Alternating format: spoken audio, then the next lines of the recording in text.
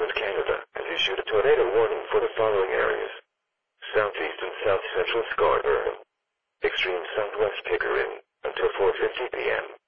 At 3:45 p.m., Dr. Radar indicated a severe thunderstorm capable of producing a tornado over Lake Ontario, approximately 35 kilometers south of Pickering, moving northwest at 20 kilometers per hour.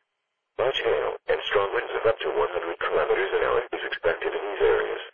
Areas along the shore of Lake Ontario could experience flash flooding. Heavy rains may obscure this tornado. If you wait to hear or see the storm coming, it may be too late to get to a safe place. Exit all cars and mobile homes and seek a substantial shelter. The safest place to be in a tornado is in a basement. If unavailable, seek shelter on the lowest floor of the building in an interior hallway or closet.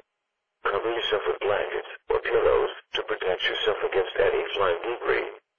Stay away from all windows and outside doors. If no shelter is available, lay down in a low-lying area, such as a ditch, and cover your head with your hands. Please report any severe weather to Environment Canada by calling toll-free 1-800-239-0484.